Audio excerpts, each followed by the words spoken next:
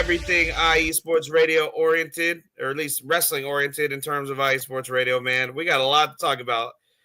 We were right before we went on the air just now. Me and T5 were reminiscing about what happened last week because literally, as we signed off for the week, all the shit went down, man. It just went crazy. It just went crazy for us, man. Like a lot of news started popping. We had some international title changes. We got some more matches announced for NXT Vengeance Day, which is this weekend. I totally lost my train of thought until I was watching NXT last night. We had an absolute surprise on NXT last night, but more on that later. But, man, we got a lot to talk about, right, T5? Whoo, boy, that's an understatement. Everything happened. We logged off last week, and everything happened. Everything? Yes, very much so. Oh, man. We actually got one WrestleMania match set in stone already, too, as well. After this past Monday Night on Raw. It's official. We'll get into that as well here in a little bit. The landscape for WrestleMania is starting to take shape now.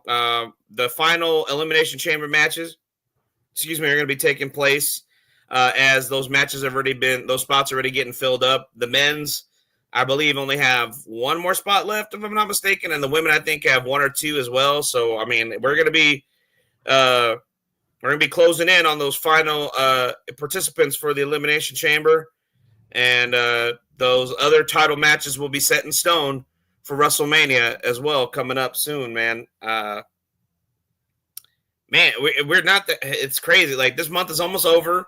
We got one more week of this month, I think. Yeah, man. Wait. Or 2 weeks. I can't remember. 2 weeks. Sorry, 2 weeks. I'm getting a little ahead of myself. This weekend, yeah, 2 more.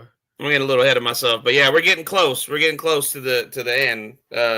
And getting closer and closer to WrestleMania season. I mean, we got only one premium live event this month, and it's NXT, which is on this coming Saturday. Yeah, and then Elimination Chamber. Yeah, that's wild because they going head to head with whatchamacallit, AEW Grand Slam in Australia. Okay. Oh yeah, they are going head to head on that. So Grand Slam is going to be on a Saturday. Yeah, but I think it's going to be at like a different time. I forgot what the time is because of the time zone difference. Oh, then it's probably going to be a lot earlier than, because they're in Australia, right? Yeah. Okay, yeah, okay. And plus they have the NBA All-Star game. Oh, that's right. Yeah. So I think it's going to be so I don't think they're going directly head to heads, which is good. Which is good for us. Yeah, very much so. Yes. Man, that's another thing that's been crazy. The sports world's been crazy. I know. I got people over here, wanting to end it all because Luka got traded to the LA Lakers. Over here, everybody thought that was a joke. Yeah. Yeah. And then, we got a Super Bowl champion, new head coach for the New Orleans Saints, baby. Who dat? Who dat nation? I'm trying to be optimistic as much as I can be. Everybody trying to temper our expectations. Yes, but we got. But the resume of this man, of Kellen Moore, speaks for itself, man. I know he used to be the offensive coordinator for the, I hate to say it, the Cowboys. But I know one of my friends at work tried to be like, he used to be our offensive coordinator. I'm like, who else used to work for y'all too, but ended up winning the Super Bowl for us? Sean Payton. So, we have a track record there, Word. Right. So, and then Kellen Moore, he's just coming off of a Super Bowl victory, just won the Super Bowl. This past 40, bro. Okay. Minus 40, the pick six. You can subtract the pick six. They dropped 30 something on KC. The way that defense was playing, they had Patrick Mahomes looking like our show speed, and the Eagles looking like Braun Breaker, just stomping all over him. He got all the Sonic rings knocked out of him. Oh hell yeah, you did. Couldn't get one of them rings picked up. No 3-peat for the Chiefs. I know that's a little hard to hear, but no 3-peat, baby. Mm-mm. No. That's right. Oh, not in my house. No. No. Oh man, yep. That's yeah. So I'm Yeah, happy. sports been going crazy. I was going for the Eagles, so congratulations to the Shout Super out to Bowl the champion Eagles. Eagles. Shout out to the Eagles. And once Yeah. again, thanks for the offensive core. Thanks for the head coach. Yeah.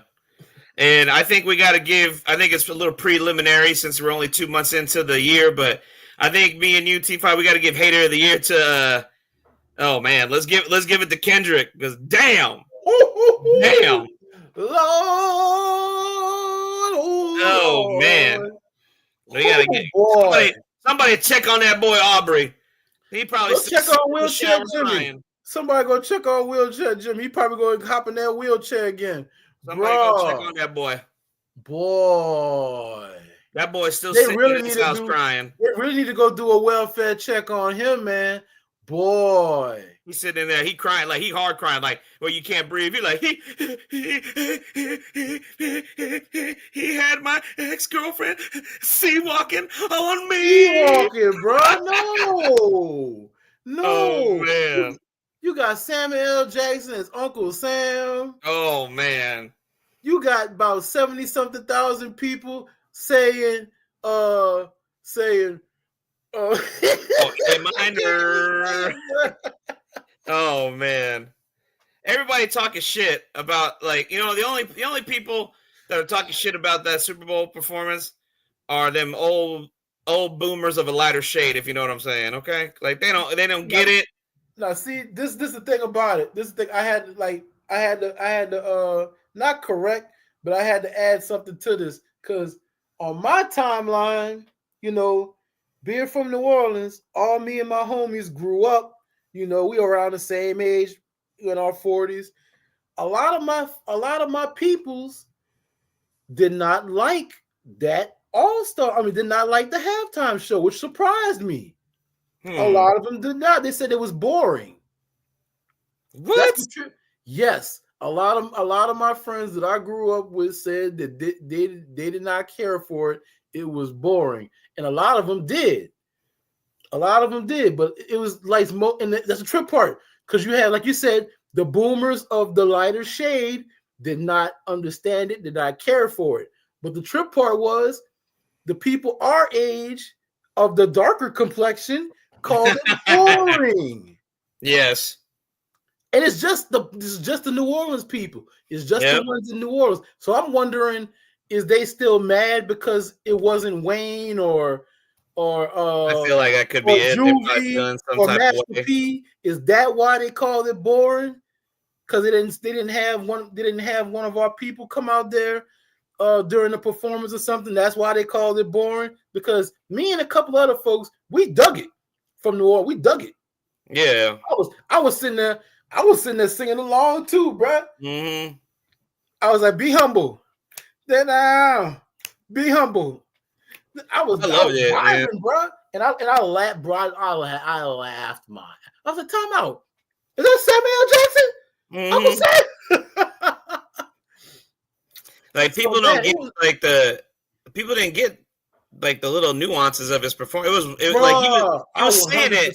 Got it, bro. It was he was saying it throughout, like whenever he was just about to drop. Not like us. He's this is this is bigger than the music. You know what I mean? Like right. The message was bigger than the music is what he was trying to say. People didn't even get it. I don't even think people understood his 40 acres and a mule reference. I had to explain that to my younger generation at work. Like somebody brought to my attention on Facebook. We had the little keypad, with the lights off, and the X. Oh, that was the PlayStation controller. Yeah, that was the pad. Yeah, I was like, no, bro, this can't be wilding. Yeah, and he said, what did he say? The revolution's gonna be televised. It's the right time, but the wrong guy. Right. Yeah. Come on, man. Like I said, people didn't find. I had to tell my peoples. I was like, bro. Just because you couldn't twerk to it or nothing like that you don't think it was entertaining? Man, y'all wilding, bro. Y'all wilding. I had some people at my job saying, like, I wish he played some of his like hits. He played mostly stuff from his new album. I was like, what? I get that. I get some people thought they should have played some more because they played Be Humble and a couple other ones and stuff, but they felt like he should have played like some different one. I get that. I get that because a lot of people want, certain songs that they like. I'll take that. I'll take that criticism over the it was boring criticism. Yeah, I feel you there. But I mean, I liked all the songs he did play. I mean, I love, man. Like I said, I was down with it. Black Panther soundtrack. All the stars is an awesome song. I love that song. That was good, man. Yeah, out there, man. SZA was nice. She was out there doing her thing. That was cool. I love a lot of the hits off the new album. I mean, like Kendrick to me hasn't really had a bad album, so like I didn't see. I mean, I guess I understand. Like, I guess people like, man, why didn't he play Mad City? Man, bro, I was about to get up and quit when because I noticed that at first because her hair looked different. And I said, Serena? My God! I said, they must have a girl. That must be one of the girls from Compton or something. Yep, it was. Yep, probably the most famous one. Compton. Yeah, shit. Oh man! I was like, time out. Is that Serena? And I mean, I looked at it real good. I was like, oh. She was doing her thing, looking like a queen, just walking all over Drake's ass. I said, I quit. I concede for you.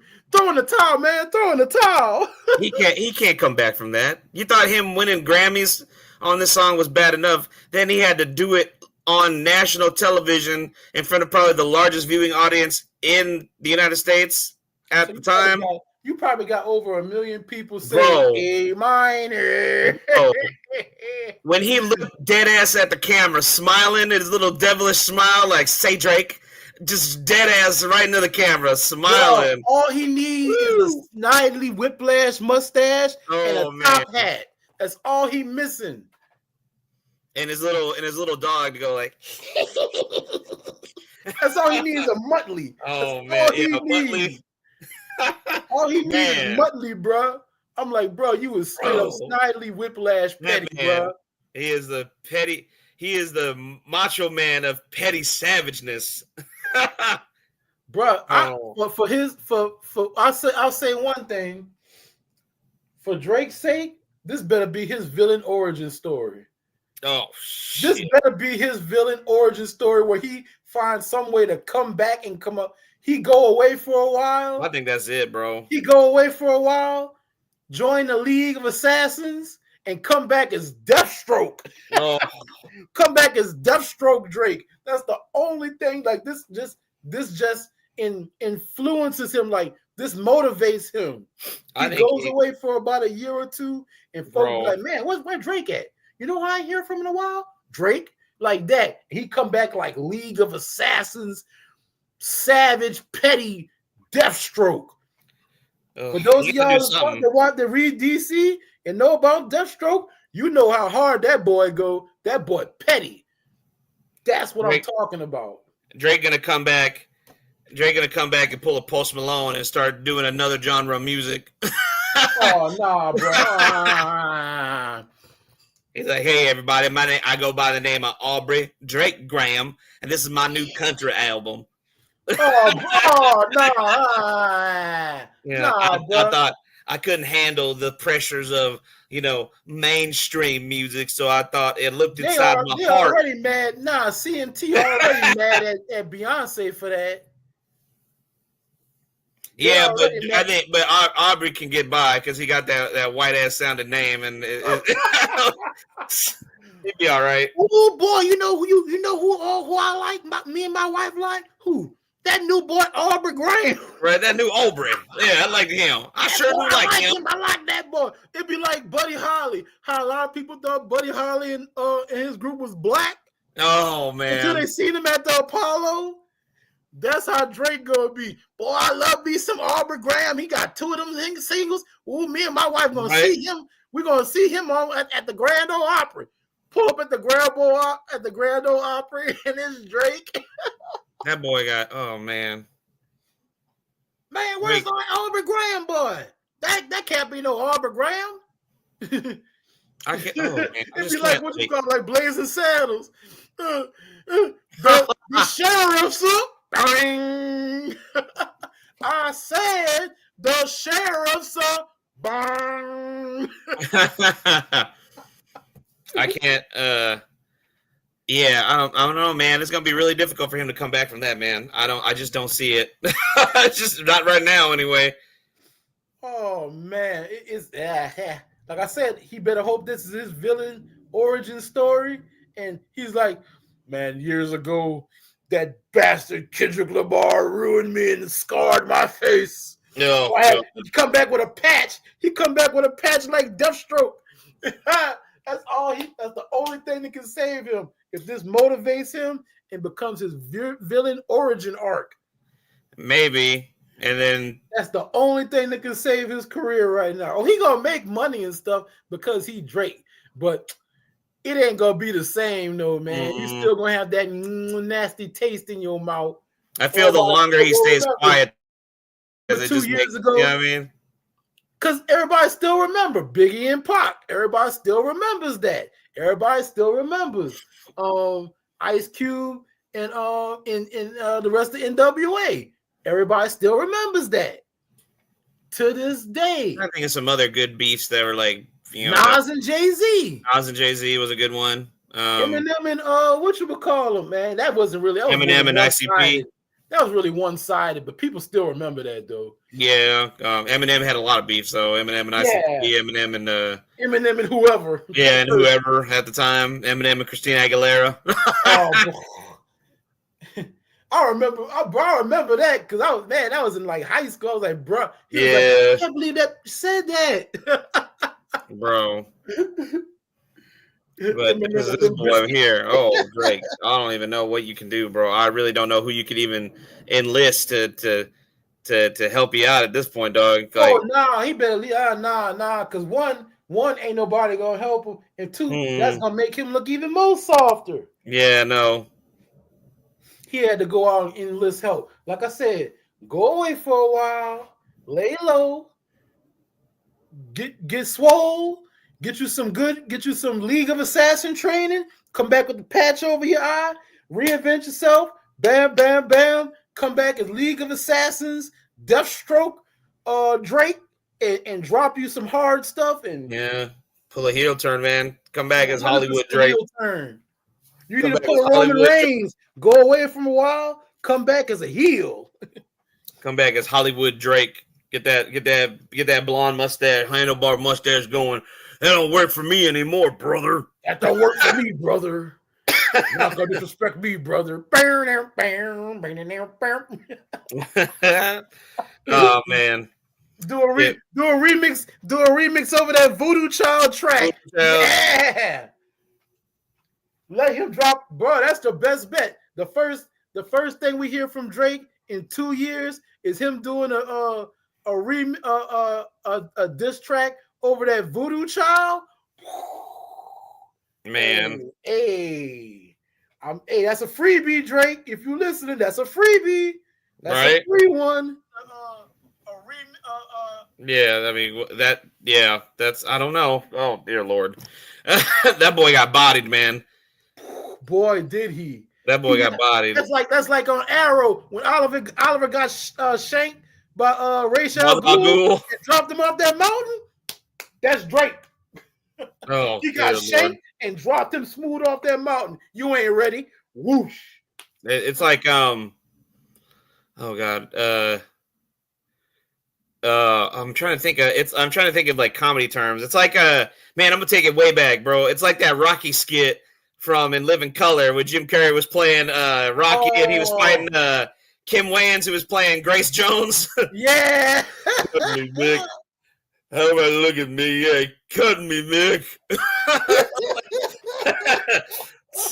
That dude went way back. Yeah. And she's all looking at him like, do you think I'm sexy?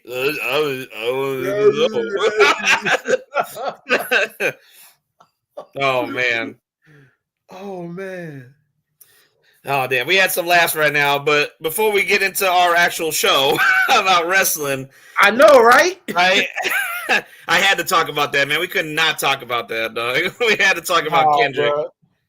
Damn. Kendrick just killed. Oh, God. I just can't believe that. Like, That was the ultimate squash match. Oh, bro.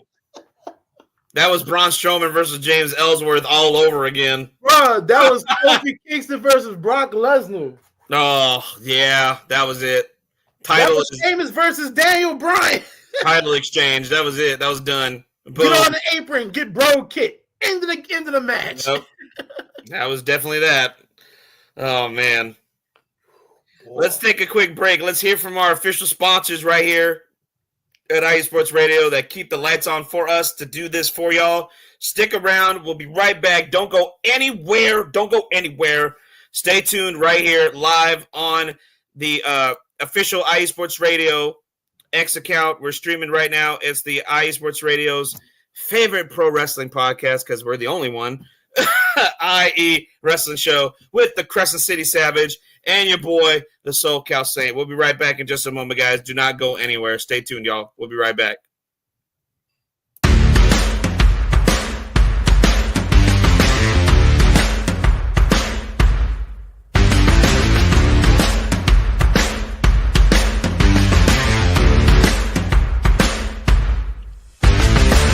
IE Sports Radio fans, this show is brought to you by Planet Jerky Premium Brisket Beef Jerky.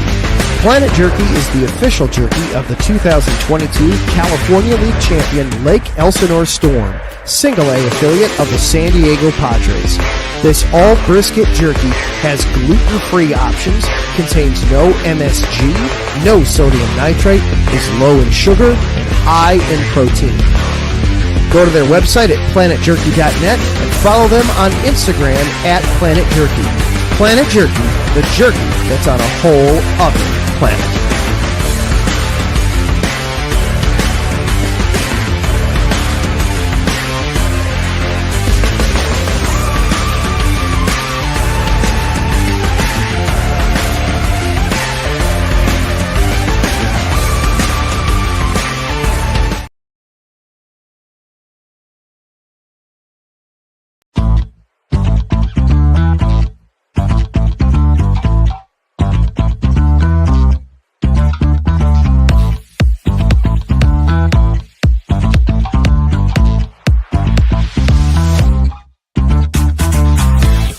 Hey there, IE Sports Radio fans. Be sure to check out our sponsor, Seal the Deal Wax Seals by Cecilia B. You just finished your very own wedding or baby shower invitations and you're looking for that extra special touch? Maybe you just wrote a letter to a relative or a friend and you want to add to their smile when they receive it. Then seal the deal with Cecilia's handmade sealing wax stamps for your invitations, letters, and gifts. You bring the deal, we'll bring the seal. You can find them on Instagram at sealthedeal_wax stamps and on Facebook, Seal the Deal Wax Seals.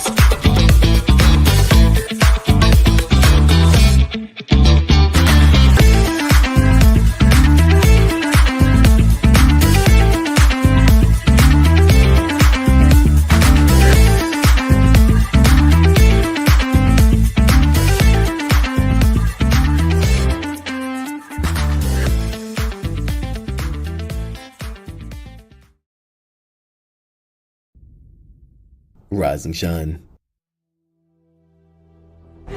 It's 4 a.m. The stars are still out. The sun is beneath the horizon, but it's time to punch in and go to work. The comfort of your warm-ups turns into the grinding out of your reps as the clinking and the clanking of the plates create a symphony of euphoria. There's no other feeling like it. Earn it, burn it, and take what's yours. IE Sports Radio has proudly partnered with Vital Apparel, a brand that not only fits great, but also promotes and donates to mental health research. Use our code IESR to get 15% off their comfortable and inspiring gym wear and help them on their amazing journey to support mental health. Go hard, take part in your iron therapy, and be strong. Because when your mental health is as strong as you are, there's no telling how far you'll go.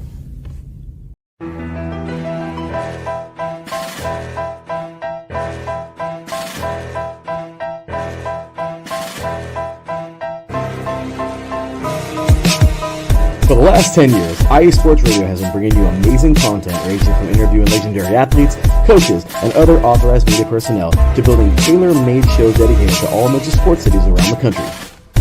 Make sure to follow us at IE Sports Radio on X, Instagram, Facebook, TikTok, and YouTube to keep up with the latest in sports and with all of our shows. Also, make sure to check out our daily updated website at iesportsradio.com. At iesportsradio.com, you can see our daily show schedule and check out all of our show pages with personal bios to learn a little bit more about each of our awesome hosts. In addition to our show pages, you can catch the IE Sports Radio blog, Hall of Fame, Fans of the Month page, and our merchandise shop, including t-shirts, tank tops, caps, long sleeves, hoodies, and more. For now over a decade here at IE Sports Radio, we've continued to be by the fans, for the fans, and we thank you all for your support and for making IE Sports Radio your direct feed for all that is sports.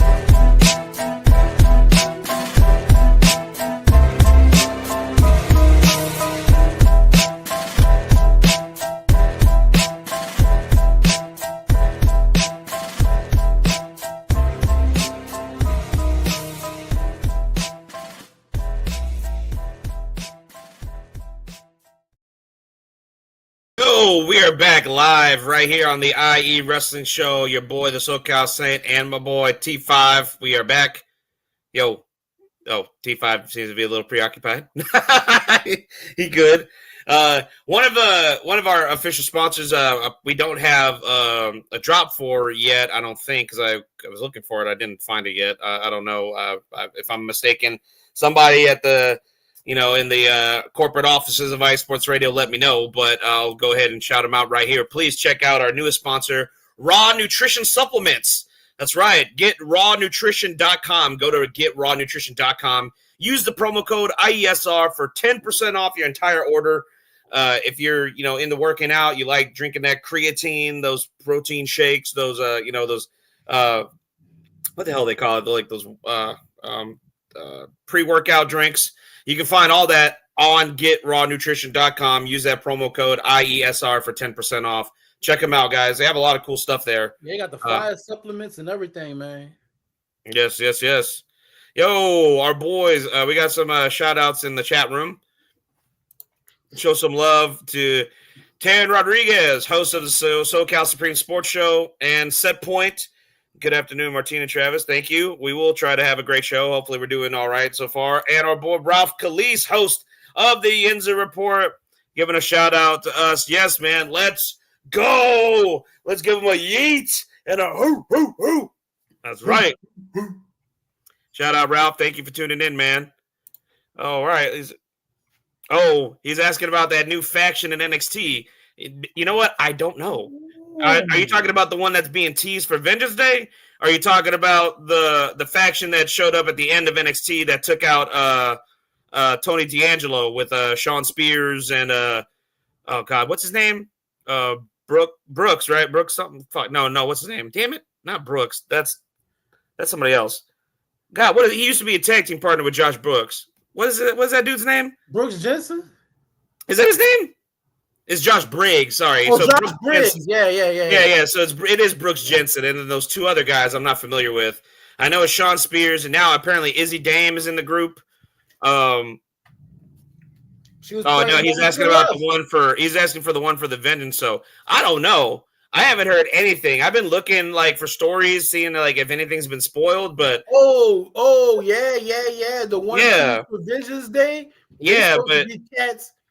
The rumor, take it with a grain of salt, is that they are supposed to be cats that was on Level Up.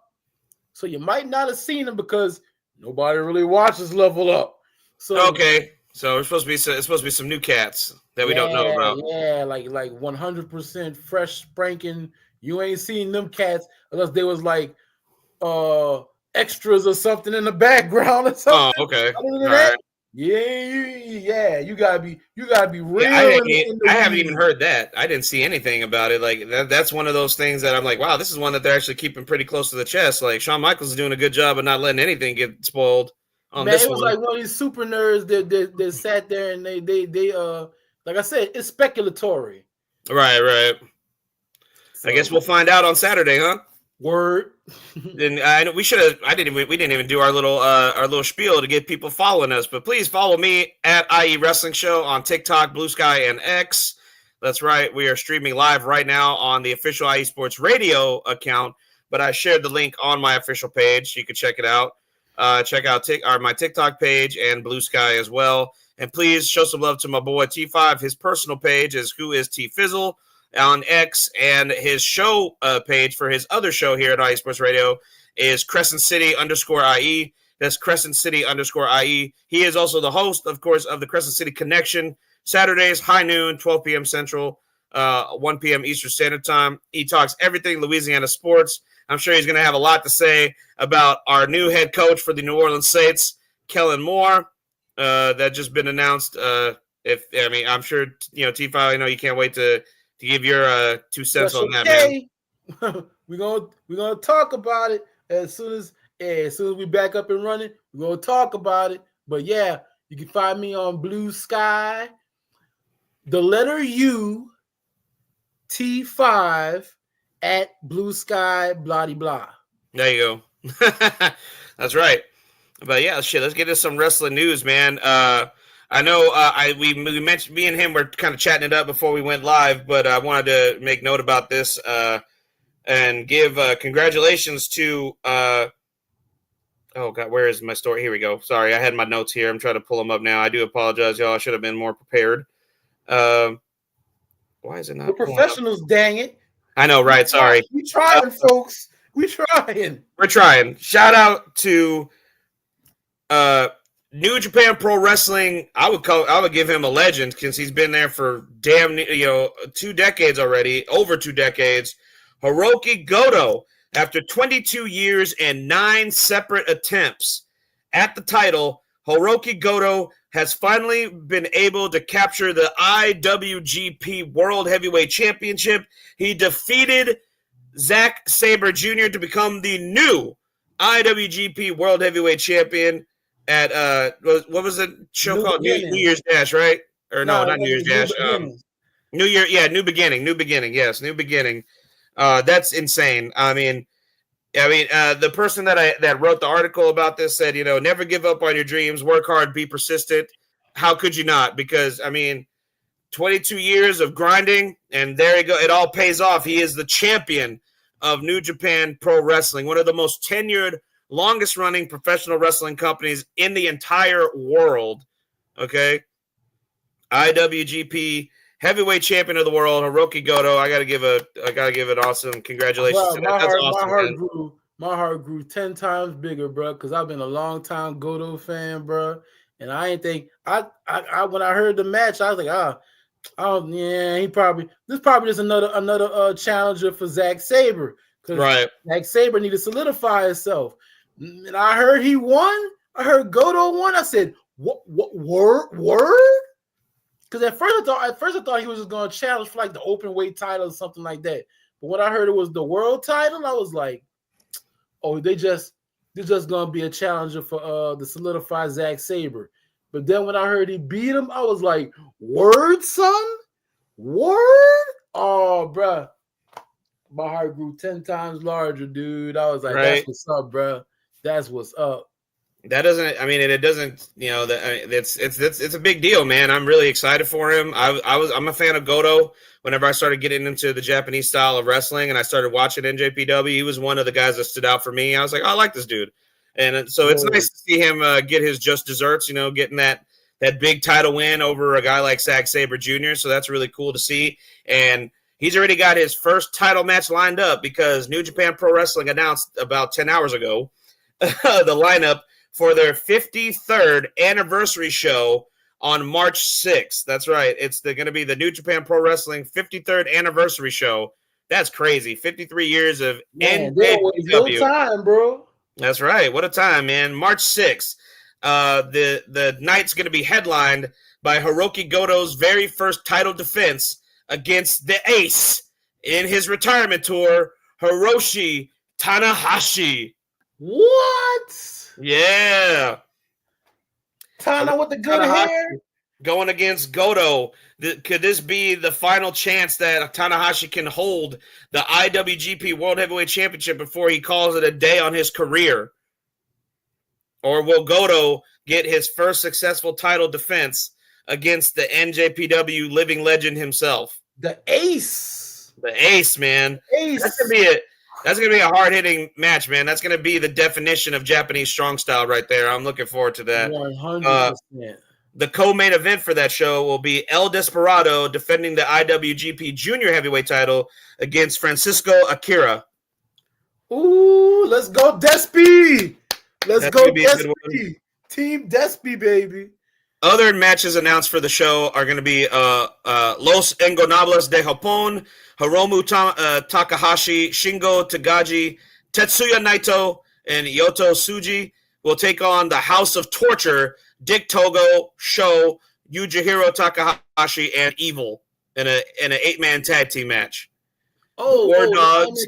I ain't gonna cut you off, but let's give a shout out to the homie Naito and Takahashi for defeating the Young Bucks and becoming the new IWGP Tag Team Champions. Thank God for that. De Japón, we back, baby. Holding gold once again, and they defeated the Young Bucks, which makes it that much more special to me. Thank God. The Young Bucks no longer holding titles in Japan. And so I'm happy to see that Naito and Takahashi were the ones to dethrone the Young Bucks in Japan. That was nice to see. I almost forgot about that. Thank you. The War Dogs, Drillo Maloney and Gabe Kidd, take on the House of Torture's Ren Narita and Yoshinobu Kanemaru. Sorry. Kanemaru. Just 4 guys. Taka Michinoku. That's such a weird name. I love that name. Yumuri and Taichi take on the War Dogs, Gato, Taiji Ishimori, and Sanada. TMDK, Hartley Jackson, and Ryohei Owa take on Bullet Club, Chase Owens, and Bad Luck Fale. Damn, Bad Luck Fale's still there? Apparently. Shit. I barely hear about it, but apparently he's still there. And the other final match on the card is going to be the NJPW TV Championship Open Challenge. El Phantasmo defends the title against an unnamed opponent. So it's an open challenge. He won't know who his challenger will be until the night of the event. Oh, she could literally be anybody. And that's going to be March 6th for everyone. That's going to be right after the Elimination Chamber, because the Elimination Chamber for WWE falls on March 1st. So you got that, and then followed by the 53rd anniversary show for New Japan Pro Wrestling a few days later. So nice week of wrestling coming up real soon, guys. Shout out to New Japan 53, man. That's right. That's really cool. International shows have been announced. A big one. I'm sure the London crowd is going to be really joyful about this one, yeah? Josh Barnett's Bloodsport is coming to London, England, in association with Progress Wrestling and Game Changer Wrestling, live Sunday, September 28th from the Electric Ballroom in London, England. Ooh. So, man, we're going to see some. I'm sure there's going to be a lot of international stars brought in for that event. I know the Bloodsport events are always really entertaining. People really love those Bloodsport events. And I thought Josh Barnett, I thought Josh only did those during WrestleMania weekend, but now he seems to be doing one seems like almost every quarter now. He's been doing a one. I'm pretty sure he'll have one during WrestleMania weekend again. I know he had one. But yeah, he'll definitely be having one in Vegas, more than not. You could put a quarter on that one. Yeah, for sure. That should be a good one, man. I can't wait for that.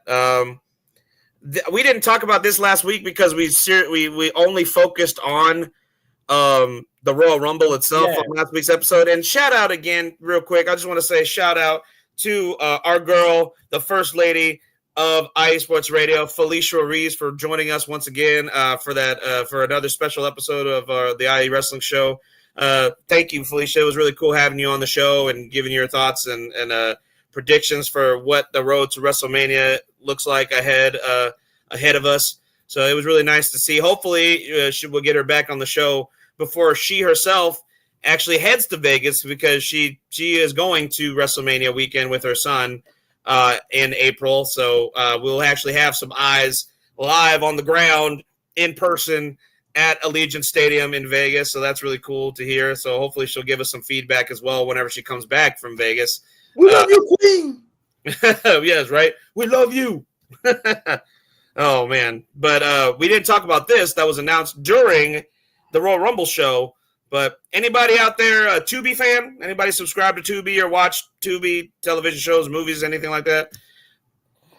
WWE has announced that WWE Evolve will be premiering on Tubi March 5th, 8 p.m. Eastern, 5 p.m. Pacific time. That's crazy. WWE getting another show on another platform, another streaming service, Tubi. And WWE Evolve is actually going to be talent that's currently signed to NXT that doesn't get the television time. You know, most likely a lot of those talents that used to be on the now canceled NXT Level Up show, and the WWE talents that are signed for the ID deals. A lot of the WWE ID talent will be on that show as well. And the way that they're going to be presenting the show is like much like, what I was reading is the presentation is supposed to be like old school NXT, like the old black and gold kind of visage, whereas a more like, you know, less flashy looking, more intimate setting for these tapings for Evolve. And they're all going to be at the Performance Center in Orlando, as NXT is starting to branch out and do a little bit more touring here and there as well. I know mostly the shows will take place still from the PC for the main show for NXT, but I think they're starting to branch out and do a little more touring here and there as well too. So to try to give it a more fresher look on each episode on the CW. But that's cool. I definitely want to check out Evolve, because a lot of those ID talents that signed with WWE, I'm not too familiar with, and this is going to be my first time actually going to see them, you know, wrestle for the first time. So I want to familiarize myself with these new talents. They also got some people that got some names on them, like Kylie Ray. Of course, I know Kylie. Kylie's the only one I think I really know about. Yeah, Jack Cartwheel. I think one of the Fatus is signed with them. I think. I don't know. But yeah, they got a couple of cats with some names on, with some name value on there. So I'll be interested to see, because man, last time I saw Kylie Ray was with Impact, and that was the greatest. Her and Rosemary, that was the best. that they had me rolling, bro. So yeah, man, it's gonna have that indie feel to it. Yeah, it really does. It has a very indie feel to it. Yeah, that black and gold had the indie feel to it, where you just didn't have to. You just got out there and hustled. Just got out there and wrestled. So, and I guess this means with the name that they're using, I guess Gabe Sapolsky works for WWE now, or signed over the rights to Evolve, huh? Because he was the one running Evolve Wrestling. Yeah, you know, when it was its own entity. But now WWE is using. Hell, they're using the logo and the name for Evolve for this show. So I'm guessing Gabe Sapolsky's on the payroll now. I think he does. I think he does work I think he works with Shawn Michaels down in NXT. Yeah, I think so. I had to go and look, but I think that's one of the their what I'm thinking of, territories. Like one of the territories. Like they're working with Booker T. Yeah, that's right. His reality. They're working with Seth Rollins' school and everybody. Yeah, they're working with Evolve too. So I think that's why they're using the name like that. That's right. I guess that makes sense. This is cool. I could see them doing this if it's not official. I could see it becoming an official story and not just a rumor. But apparently, WWE is exploring the possibility of doing a John Cena farewell premium live event at the TD Garden in Boston, in Cena's hometown, on December 27th of this year, according to Bill Body with Ruthless Aggression as the name being thrown around. That is the name of the premium live event, apparently, that they're going to hold. This is a quote from Bill Body himself. I have learned that WWE are en route to setting up an additional PLE in the month of December. They are targeting TD Garden as the venue, which, as you guys know, is in Boston, and I believe they will be setting that up as Cena's farewell. It was heavily discussed that during the 2024 holiday tour, which WWE does every year, that next year's holiday tour would coincide with a PLE. So as opposed to this year's tour where the main show takes place in Madison Square Garden, and by the way, I'm not ruling out Madison Square Garden as the place where that happens, but the final stop on the holiday tour would appear to be December 27th, Saturday, December 27th. I've even heard the name Ruthless Aggression as being tossed around as the name for the event itself, which I feel is so just like the icing on the cake, if that's going to be the name of the premium live event, because Cena came out his very first time on SmackDown, summer of 2002, against Kurt Angle, and Kurt Angle asked him what his name was, and he said John Cena, and he's like, what makes you think you can take me on? And he said those two words, Ruthless Aggression, and then he just bitch slapped Kurt Angle after that, and then he was off to the races. And it's been coined the Ruthless Aggression era ever since. Yep, that's right. So I mean, I think that makes sense. I think John Cena retiring could be the start of putting the first nail in the coffin of the Ruthless Aggression era. You know what I mean? So that's cool. I think they should do it. I wouldn't be surprised if this rumor turns out to be true, because I think Cena deserves a premium live event dedicated to him. I don't think Cena should just ride off into the sunset on just one single event. I think he deserves an entire event dedicated to him, just like AEW dedicated pretty much AEW Revolution to the career of Sting last year. Yeah. You know what I mean? Like, that whole event was surrounded by Sting's retirement, and I think Cena deserves the same kind of send-off, man. Yep. So I'm all for that.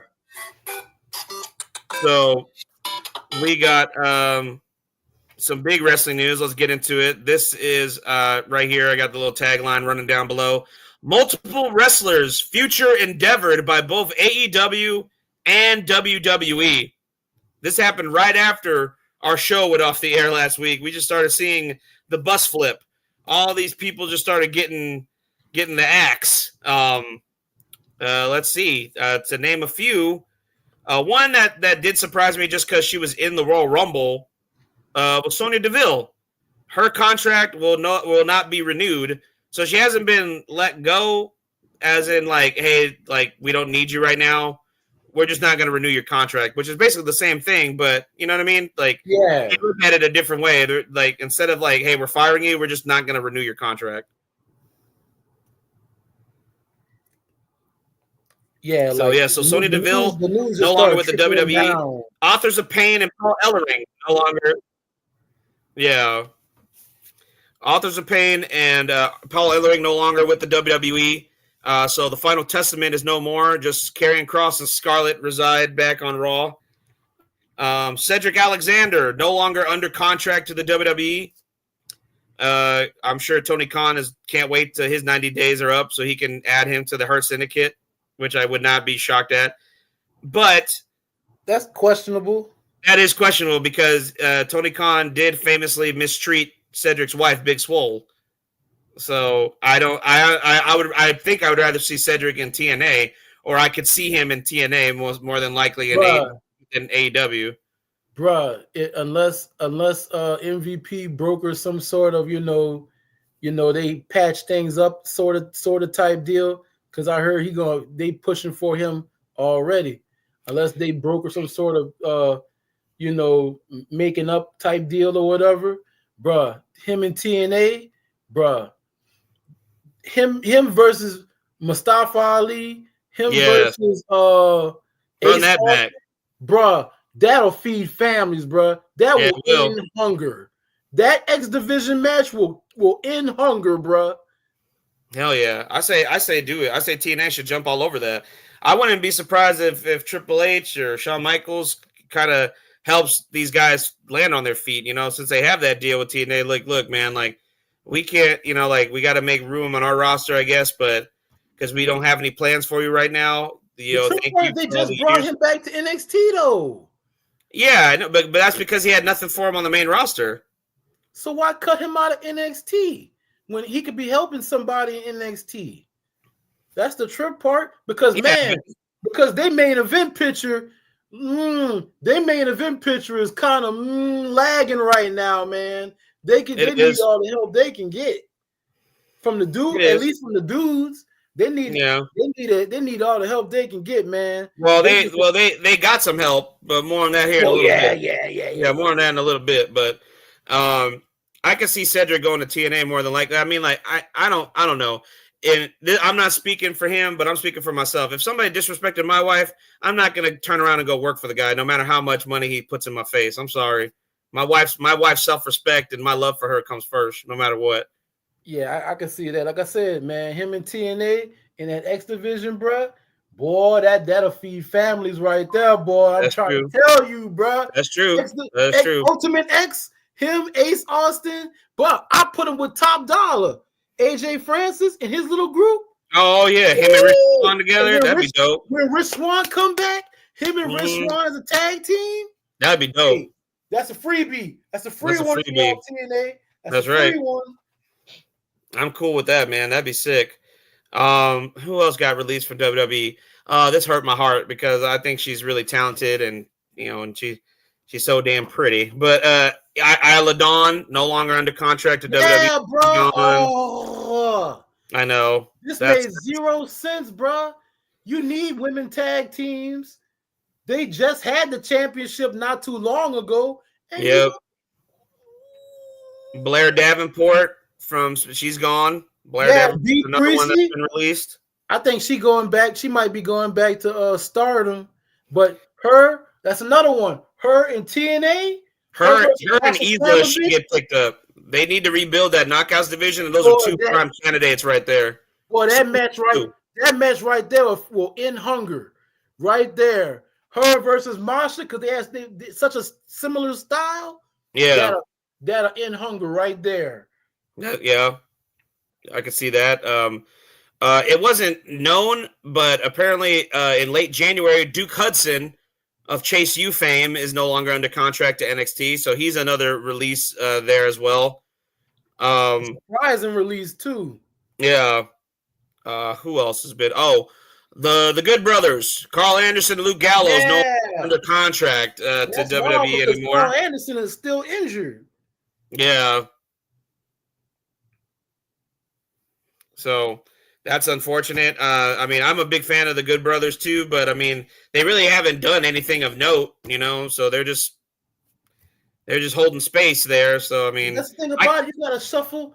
That's why, man, WWE, like, it's like a worldwide pandemic. It's like an epidemic. AEW, WWE, they tag teams is lagging because they're not using them. They're not shuffling them in and out. You got the Good Brothers right there to shuffle in with the tag team division, whether it's on Raw or SmackDown. That's why the tag team division been lagging so much. And they're not, like, they had Judgment Day holding the belts hostage. You can use the power of the pin with that transfer portal and easily put them on Raw, have them challenge them for that. I mean, yeah, I mean, then they had hindsight's 2020, bro. Yeah. They had them go back to NXT. All right, cool. Have them help out the young cats. They didn't do that. Yeah, that's true. I mean, like I said, hindsight's 2020, man. I mean, like, there's a woulda, shoulda, coulda. It didn't happen, so too late now, I guess. And the last two releases from WWE, Elektra Lopez of Legado del Fantasma is gone. And Giovanni Vinci is gone. And so that's in total about 12 releases from the WWE. I don't know if we're going to get any more between now and WrestleMania. That's a large group because usually the large group releases come after WrestleMania, not before. Yeah. But I guess they're trying to make room to hire some recent. Maybe they're going to make some room for these new guys that just got released from AEW. No, I think most of them Miro, whatchamacallit call-ups, NXT call-ups mostly. That too as well, yeah. they got to freshen up the main roster, you know, with some recent call-ups too. So I mean, it makes sense. I mean, if you don't have plans for somebody, don't hold them under contract. And I mean, it's a good thing for somebody. For some people, it's a good thing to just sit at home and collect a paycheck. For others, I feel creative types, I think that's the worst possible thing in the world. It drives them nuts just sitting at home doing absolutely nothing. Mm-hmm. So if you would rather not be collecting a paycheck, be released, and look for somewhere else to ply your trade, then I'm all for that. Like, that would drive me stir crazy if I'm stuck at home doing absolutely nothing. You know what I'm saying? Yeah, that's the trip part. Like, they called B. Priestley up. Well, B. Priestley now. They called Blair Davenport up, and they had ideas and stuff, but they never followed through with them. They had her in a couple of matches, and they had her in the tournament. I think it was the U.S. tournament, I think. Yeah, they did, and they had her lined with Alba Fire and Isla. Yeah. You know? And then they never followed up on it. Yeah. I don't know. Hey, look, we got another comment here in the chat room. BMA Dog on X. Hey, guys, I'm going to be hosting a Boston sports show, but I'm a huge wrestling fan as well. Oh, that's awesome, dude. Shout out to you, BMA Dog. That's right. Thank you for showing us some love, man. I hope you're enjoying the show so far. Thank you for tuning in, man. Give us a like, share, and a subscribe while you're at it. On the AEW side of things, recent releases, it was confirmed as of Monday, Malachi Black is now a free agent, no longer under contract to AEW. Shocker. Will we see the return of Aleister Black? His wife does work for WWE, and he does have a good relationship with Triple H from his NXT days. I mean, I feel like that's all but given. 100% Triple H guy. I think it's all but given that Aleister comes back. And I hope they give him his old entrance music, the whole thing where he pops up like that. Hell yeah, dude. I hope he gets the whole thing back. The whole boy. Yeah, I hope he gets that whole presentation back. No one has ever truly Oh, man, that song was so dope. Things you never could. And we can never be equal. How you tell somebody that? Bro. Oh, that was... Give it to me. I saw somebody online saying that they should put him on Raw as the new member or the new leader of Judgment Day, like kick Finn out, like literally kick him out of the Judgment Day. I don't know. I don't see Aleister in the Judgment Day. I just don't see him I know he was in a stable in AEW, but I feel like the House of Black was kind of like his idea, though. Yeah, and then I feel like he's such more of a standout as a solo. Like, I think his career was so much better when he was all by himself. Yeah. Not to say that the House of Black was a terrible thing. When you say it like that, I agree with you. Because him with the Judgment Day and Carlito and all them and stuff. I just don't see that happening. And I think SmackDown could definitely use him as a main event definitely talent. A SmackDown dude. Yeah, that way he's with his wife. Guy. You know, that way he can be with his wife. Since she just recently got transferred over to SmackDown, and we can see him get it on with Jacob Fatu, with Drew McIntyre, Damian Priest, Carmelo, Cody. He can run that back with Cody. You know, there's a lot of potential there for him. Mm-hmm. So. I'm LA Knight. Like, he's got a lot of fresh opponents there that I haven't seen him compete against. I'd love to see him I would rather see him on SmackDown. Ooh, Damian Priest. So yeah, as I say, Damian Priest. Yeah. Woo boy. Yeah, I think that would be a better choice for him to end up on the main roster, to be on SmackDown rather than Raw. But I mean, there are those Raw matches that do present the intrigue as well. Like, I mean, I could see him. Oh, man. Him and Penta? Ooh. Him and Punk? Seth Rollins? Him and Rollins? Dude. Him and AJ? Oh, him and Braun Breaker? Him and Sammy, bro. Oh! Yeah. I mean, so black and gold stuff is we. Bro. It could be something, man. It could be something there. Hey. Will we see another Rusev Day? because Miro is now a free agent as well. Do you think Miro is going to head back to WWE, or do you think we've seen the last of Miro in pro wrestling? I don't know. He still digs pro wrestling, but he didn't like the way that things went with him in WWE. But things change. We seen Punk come back, so yeah, exactly. After that happened, anything's possible. But I could see him going back. I could see him going back. I don't know if he would want to go back, but I could see him going back. And if he does, bro, right off the rip, put it in my veins. I don't know how we do it. Tie me up. Give me Braun Breaker, Miro. Strap me up. Oh shit, that's another one too. Him Fatu. Bro, that's another one. I didn't even think about that. What if you had Alistair, sorry to go backtrack to Alistair. If you had Alistair on Raw, he could go against Braun, and then he could go against when he comes back from injury, Ilya Dragunov.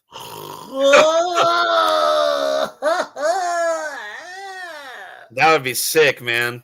Those would be some sick matches right there. Boy, I need a cigarette. I want to say this. Congratulations. This is going to be a double congratulations because 4 days ago at the Defy Wrestling event on the Defy's 100th show, Ricky Starks, absolute Ricky Starks, defeated to become the Defy World Champion. Now, I feel that title reign is in jeopardy because of what we witnessed last night on NXT. Did anybody see it? Recently released Ricky Starks. He was a free agent for all of but 24 hours before Shawn Michaels and Triple H rang that phone, man, and said, hey, come over to the big time. Boom, Ricky Starks, it's all WWE. Ooh, excuse me. Ricky Starks is absolute NXT, and that the way he presented himself was dope. He cut an awesome promo. He's already firing shots on his social media. If anybody saw, he he shared a photo of Kendrick Lamar from the Super Bowl smiling at the camera when he said, hey, Drake, and put right guy, right time as he shared that photo. CM Punk singing his praises on social media, on Instagram, with a clap emoji and in between the word absolute. Bailey showing some love, take a picture with absolute Ricky Starks because she was in the house on NXT last night. A lot of people showing love to Ricky Starks online. His name was trending on X. Man, I mean, big deal. People are so happy for Ricky. He's back on a television screens, on our television screens. He's on NXT. He's a homegrown. We back, baby. New Orleans, we up, baby. That's right. Back. That's right, man. I'm so happy to hear that. I even told my grandma about him. My grandma doesn't know anything about wrestling, but my grandma, she knows that that's the thing I'm passionate about. And she loves like hearing me talk about anything that I'm passionate about. And when I told her that this boy is a New Orleans boy, she was like, really? She's like, you have to show me him. I was like, yeah, for sure. So whenever I see my grandma here in the next couple of days, I'll have to show her Ricky and show her his promo. But I saw a new signee for WWE apparently said put out a tweet, or not a tweet, I think it was a comment on Instagram. Her name is Tatiana something. I forgot her last name, but she's a new signee for WWE. She said, tell me that Ricky don't look like he could be The Rock's son. And then Ava, who was actually the biological child of The Rock, the NXT general manager, just put an emoji like,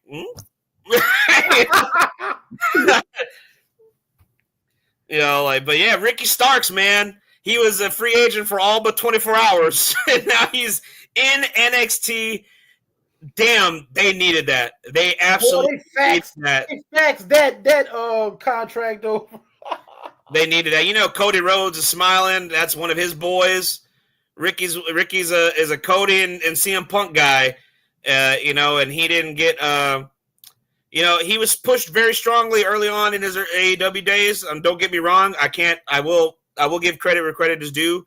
he had a platform. He was pushed very strongly. He was in that group with Taz or Team Taz or whatever with Hook and Powerhouse Hobbs. He was FTW champion. He won one of the Owen Hart tournaments by defeating CM Punk.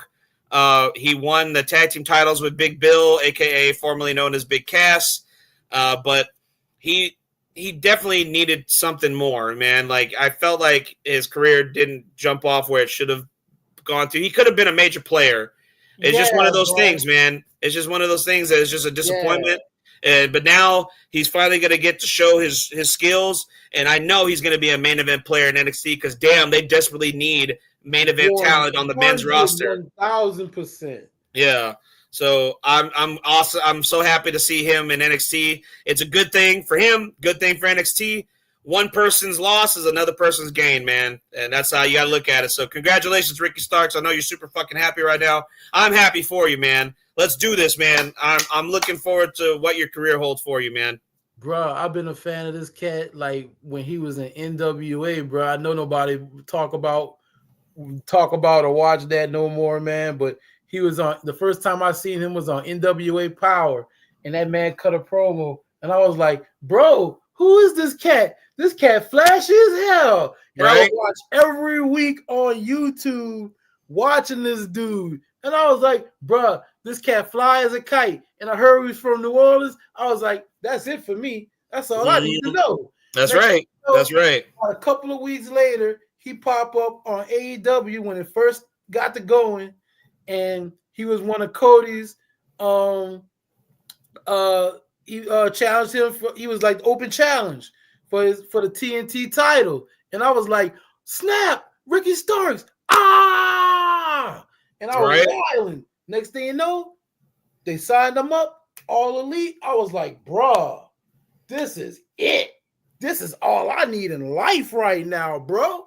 And like you said, I've been following Cat ever since, but man, they gave him some big moments and stuff, but they needed to give him the ball.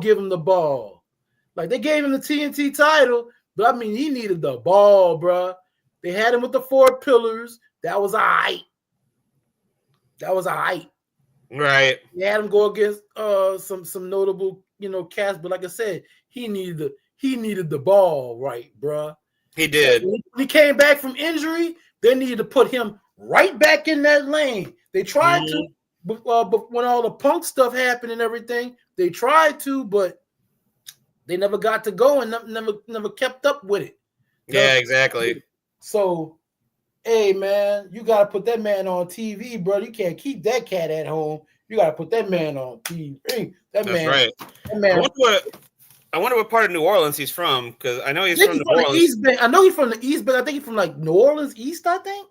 Oh, okay. I want to say he's from New Orleans East. Bro, Ricky, if you're watching, and I know how New Orleans people, I know how we are about people saying we're from the wrong place. So please correct me 100%. Right. If I'm wrong, I swear I heard him say he was from New Orleans East. Yeah. I was looking up right here. I was looking at Ricky's Wikipedia profile. And he grew up in New Orleans, raised by a single mom with 2 siblings. He's spoken on numerous occasions, but I think he even touched on this on his interview with Chris Van Vliet a little bit, where he said that his frustrations that people often do not realize he's African American because he's light skinned. You know what I mean? And he said that was a source of bullying and fights that he got into during his childhood a lot. Because. And I just from my own experience, my grandmother, she's about the same complexion as Ricky. My grandmother is black and Creole, so she's kind of that lighter tone. You know what I'm saying? So I grew up with a lot of cats. My grandma was. I've seen that. And my grandma grew up during Jim Crow, so she was too white to be black, and she was 100%. Too dark to be white. You know what I mean? She was kind of in that middle, and she, my grandma went through a lot growing up, but man, she's a strong woman. I love you, Mama, if you're watching. But you know what I mean? She's told me some crazy stories about her life growing up in New Orleans during that time, so, and she's strong as hell, man. Yeah, so I can imagine, just from that comment I just read about Ricky, I mean, I can understand like his frustrations growing up with that, you know what I mean? Mm-hmm. So, but I'm so happy for him, man. It's good, man. Like I feel like, man, New Orleans getting big wins this week, man. We got a new head coach for the Saints. Ricky's working for the WWE. Shit, I'm all for it, man. Like you said, man, New Orleans, we going to come up. We get back on our feet, man. That's right. Oh, we won with the Super Bowl. Everybody loved the everybody from all reports. I had to cut in, but everybody from all reports, everybody that came in for New Orleans had a great time. They gave it an A++. They ready for New Orleans to host it again. I'm like, hey, anything to uplift the city like that, shines a good light on the city. I'm all That's for good, it. man. Yeah, especially after the recent tragic things that happened there. Like it's so good to see some positivity coming out of New Orleans, man. I'm happy for that. Word. That's where my grandparents are from. My mom was born there. My aunt was born there. It's like I lived there for a very, very short time during my childhood. Like I almost don't want to say it was my second home because I didn't spend a lot of time there, but I have a familiar connection with that place, man. I love that place. Mm-hmm. California, I was born and raised there, but there's something special about New Orleans, man. It is, bro. I was born and raised there, dog. I'm telling you, bro, ain't nothing like it, man. I've been to Arkansas, and I'm currently in Lafayette, which is like 2 hours away. Right. Bro, ain't nothing like it, bro. Ain't nothing like New Orleans, bro. That's right. My wife, she's been wanting to go, man. We got to make a trip, man. Me and her got to make a trip. She's been really wanting to see New Orleans, so we'll have to come out there here soon, real soon. I'm hoping, man, that the rumors are true and that we're getting a Mania there again soon. That's what I'm hearing, bro. Yeah. I haven't seen nothing official, but that's what everybody's starting to say now. I mean, I thought we were supposed to be getting a press conference after the Super Bowl, but that's what I thought. Yeah, maybe not. Maybe not yet. The pressers usually come out, right? But man, maybe off the strength of that Super Bowl alone. Oh, I know. Yeah, bro, that would make sense. WWE, right? Oh man, so man, did you see Penta's promo from Monday? The flaming one? Oh, he wrestled on Main Event. He had a taped match for Main Event this past week, but that promo right there, that's the thing about Triple H that I do like that he does now is that if I don't have you featured in a match, I'm gonna have you featured in some sort of promo. Word. So Penta was still on the show, had an awesome promo with the flames, looking like a fucking badass. Like, I mean, how can you hate that presentation, man? But what people didn't see was a fan cam I saw after his match on Main Event for the taping. George Kittle of the San Francisco 49ers was live in the crowd. He got in the ring with his own Penta mask, his 49ers Penta mask, and did the saddle with his favorite. Because he was there Raw. He was on Raw. Yeah. So he got in the ring during the Main Event taping and celebrated with Penta.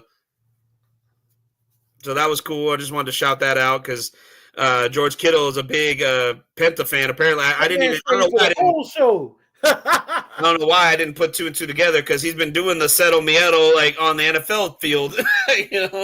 Yeah, he was on there last week. He was on there last year. He got in trouble. He got in trouble with his team because when he was on Raw, him and his teammate got physical and stuff. Oh, that's right. It was like, hey, bro, chill out with that stuff, bro. Chill out.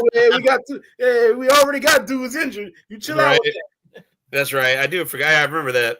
Speaking of Monday Night Raw, guys, the first official match for WrestleMania is set in stone. And it was all but confirmed. He's giving it another shot because he was this close just a few weeks ago on Saturday night's Main Event. He could have been the heavyweight champion of the world, but then he went on to win the Royal Rumble. You know who I'm talking about, y'all. You know who I'm talking about. I'm talking about Main Event. Jey Uso has challenged the Ring General Gunther for the World Heavyweight Championship. That's right. Yeet versus the World Heavyweight Champion. I got to put this on, rocking it for Jay. Yeah, let me get this on right here. Yeet. You see that? Yeet. Right across my big ass forehead. Yeet. Yeah. We ready, man. I'm ready. Jey Uso going to challenge Gunther for the World Heavyweight Championship at WrestleMania. That match is set in stone. You know how I know? Because he got the very first WrestleMania graphic. That's how you know it's set in stone. Bro, whatchamacallit, Gunther took the choice out of his hands. That Basically, man said, "You're gonna choose me today." He said, "If I'm gonna make you." The trip part is, he said, "I'm gonna make you not want to choose me." She, what you think he gonna do after you beat the man up? Exactly. What you think he was gonna do? Dummy. Right? Yeah. And Jay took it to him too, man, hitting that plancha over the top rope, taking out security and Gunther. Man, it was a nice segment, man. It made Jay look strong. It made Gunther look strong. Like you got to have both challenger and champion going strong into this match. So, man, they got to pull the trigger, man. Bruh, 100%. Bruh, folks that was thinking this ain't no main event match. I don't know why they're gonna do it again. Bruh, there's a story to be told right here. Gunther already said, why do you want to challenge me again? You know you're gonna lose. Why? What is there for me to challenge? I mean, to fight you. I don't want to fight you and beat you up again. You ain't on my level, bro. There is a David and Goliath tale old as time, song old as rhyme, bro.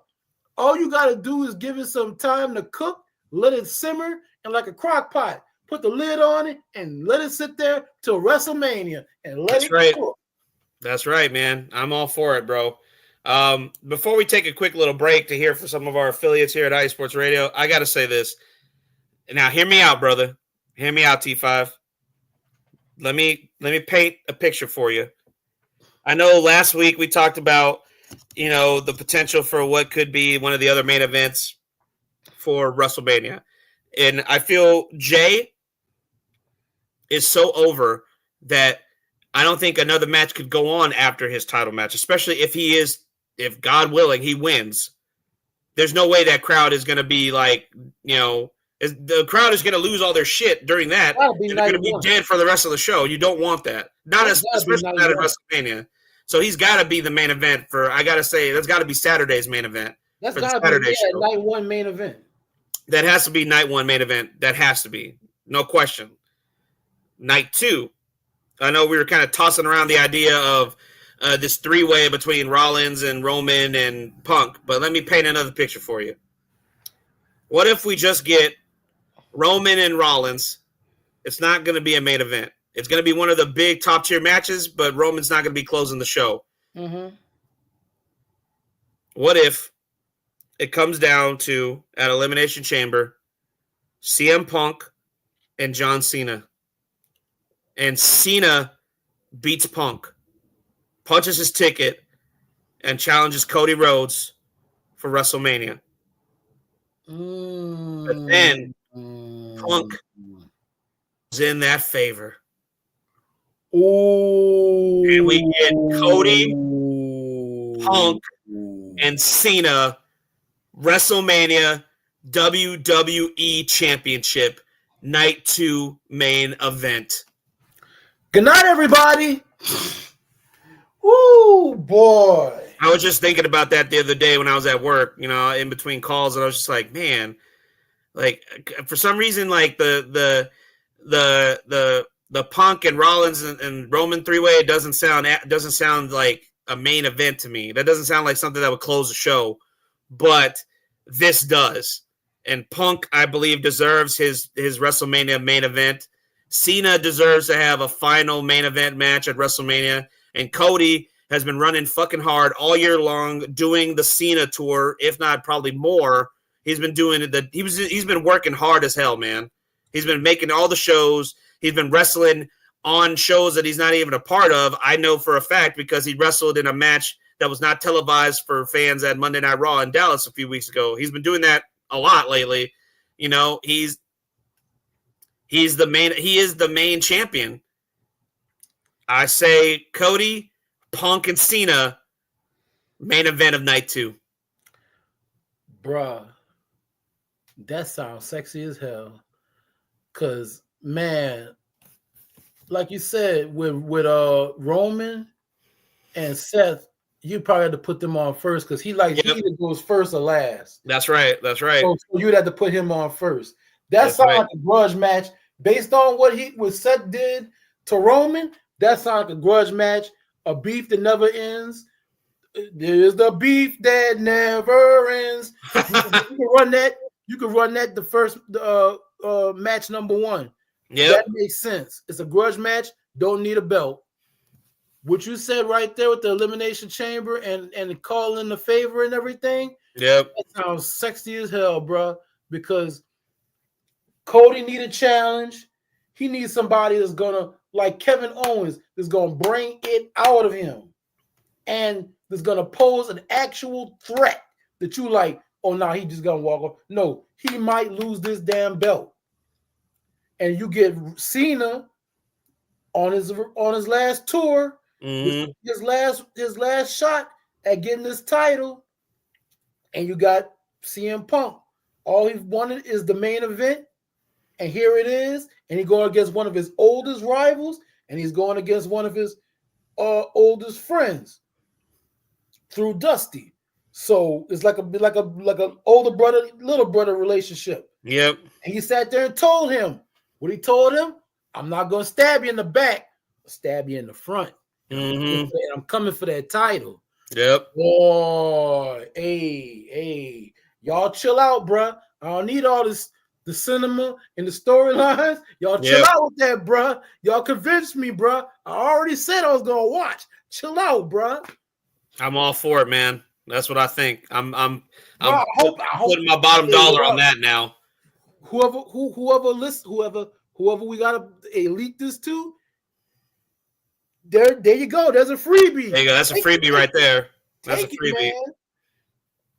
I gotta. Yeah.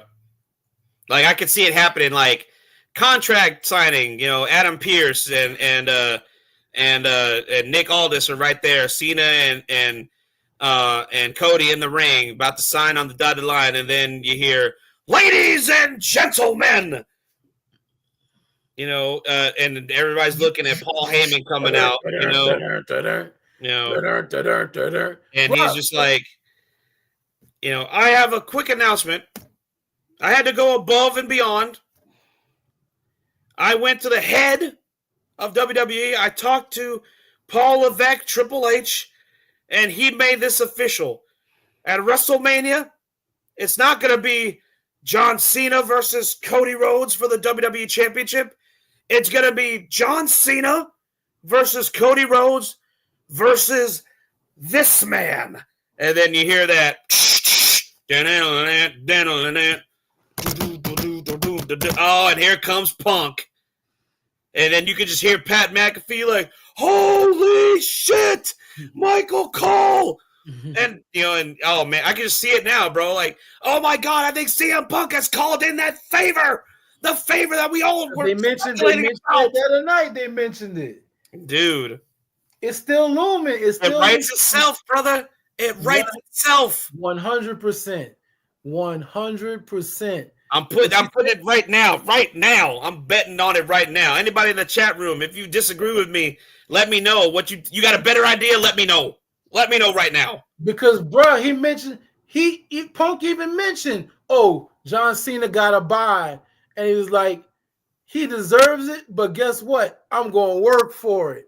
And I was like, hey, so if John Cena mess around and beat this dude, he can bring that up. Like, yes, he can. You got you a bye. I had to go hustle for mine. Ain't that something, Mr. Hustle, Loyalty, and Respect? Right. I can see Cena all that up, bro. I can see Punk being like, for it. Cena looking at Punk and just like, yeah, I just took a page out of your book, John, and I just punched my ticket. Like, I'm 100% here for it. Bro. On that note, let's take a quick commercial break. Hear from some of our affiliates here at IE Sports Radio. And when we come back, we're going to hit our predictions for this coming weekend's premium live event, NXT Vengeance Day. Don't go anywhere. The IE Wrestling Show will be right back in just a moment, y'all. Stay tuned.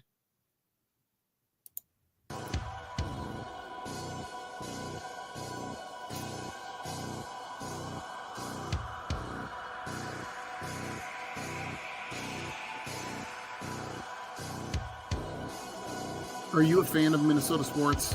Do you love the Vikings and hate the Packers? Are you a fan of the Timberwolves, Twins, Wild, Lynx, St. Paul Saints? Here on the Bold North Breakdown, we'll talk about all of those professional teams as well as all the college teams in the area. That's your basketball teams, football, hockey, volleyball, men's and women's sports alike. We talk about them all. Here on the Bold North Breakdown. Join me, your host, Glenn Ritter, every Thursday night at 7 p.m. Central to discuss all that is happening in the Minnesota sports scene. Here on IE Sports Radio, your direct feed for all that is sports.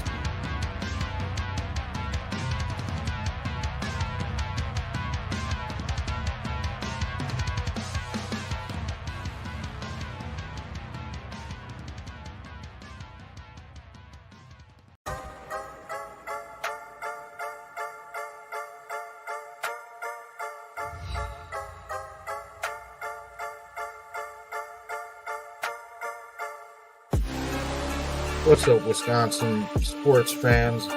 I'm Dan, diehard Baholic, host of the Wisconsin Whistle. Check us out every Wednesday at 6 p.m. Central, 7 Eastern, 4 Pacific. We're talking Green Bay Packers, Milwaukee Brewers, Milwaukee Bucks, Marquette basketball, Wisconsin football and basketball, and all Wisconsin sports.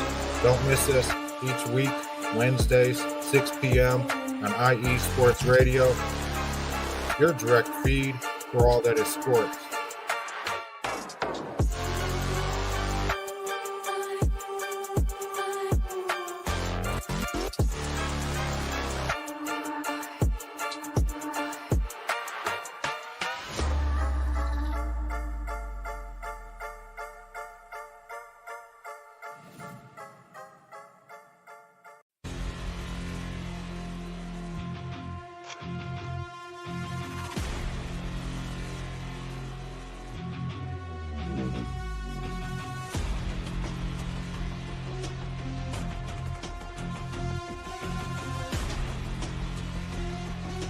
What's up, Pittsburgh?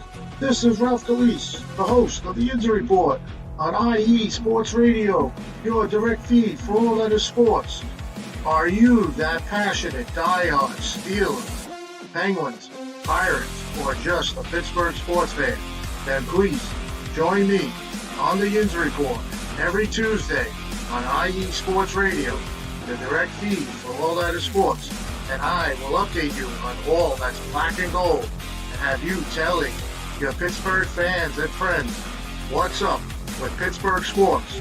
Tune in Tuesday with me, Ralph Galise, the User Report on IE Sports Radio, your direct feed for all that is sports. Let's go!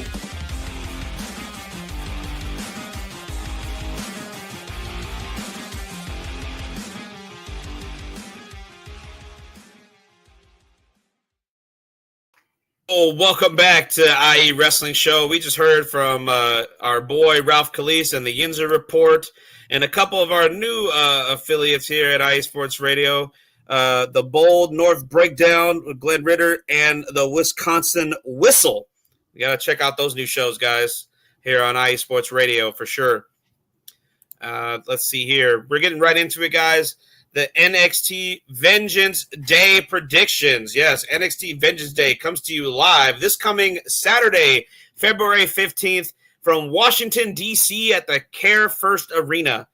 And we got a stacked card, man. 6 matches in total, which is usually more than we've been getting lately. We got, let's see here. We got at least 2 triple threat matches for the main championships.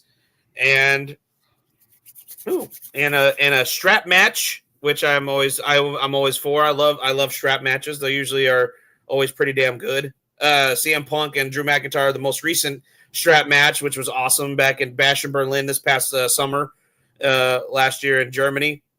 And let's hit it up.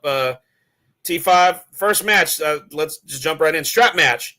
Eddie Thorpe goes 1-on-1 with Trick Williams. I love how we got here. I love how Eddie Thorpe came out and started whipping Trick Williams with that strap.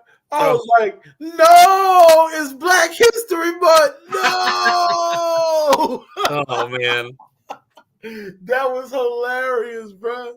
But yeah, man. I know a lot of people felt some type of way about that. I could just see Shawn Michaels telling him like, "No, it's gonna be okay, Eddie. It's gonna be okay. It's all right. It's all right. It's all right, Eddie, because you're not white. You're Native American, so it's okay." I thought it was hilarious. I was like, no, don't do it, man. Don't do it, Shawn. Don't do it. But Damn. I can see Trick putting over Eddie on the way up. I think Trick's getting called up. You think so? He's done all he can do. Like, that's true. He has done all he can do in NXT. Yeah, man. And if he even if he wins and he goes against Oba again, he'd be losing to Oba again. Most likely. Like Oba, Trick's done all he can do, bro. So I can see, him putting on Eddie on the way up, because like I said, we need some new main event guys, man. Eddie been circling around in that main event area, so he needs to get him a win. Yeah, that's true. I can see that. But I mean, I feel like Trick needs to get revenge for getting strapped up like that. That's true. Unless that's why they should have stretched this out. They shouldn't have did the strap match now. They should have did this like a different match and then stretched it out to where Eddie can get his heat back. I guess so, but it's kind of hard to ignore him getting whipped like that and not have that stipulation in the match. You know what I mean? Whoop that Trick. Damn. I'm eager about this match, man. This could be another show stealer, a sleeper hit right here for NXT, because lately these guys have been on fire. They've been having successful title defenses on TNA programming. Just most recently, they defeated the Namath brothers, Nick and Ryan, on TNA Impact last Thursday. And they're got another title defense looking forward this coming Saturday on Vengeance Day.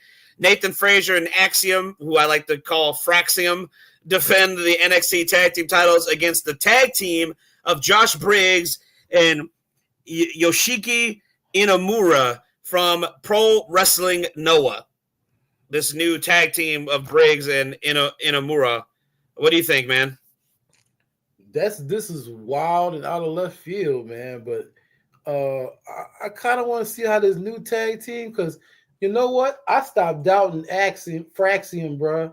Like the match they had at the last PLE when they had against OTM, and I was like, I don't know about that, man. I don't know. And next thing you know, it ended up being a banger.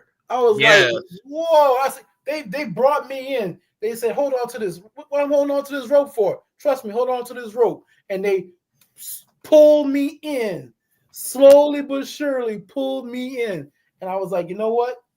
I ain't gonna doubt y'all no more. When 4 + 4 = 8, I ain't gonna doubt you, bro.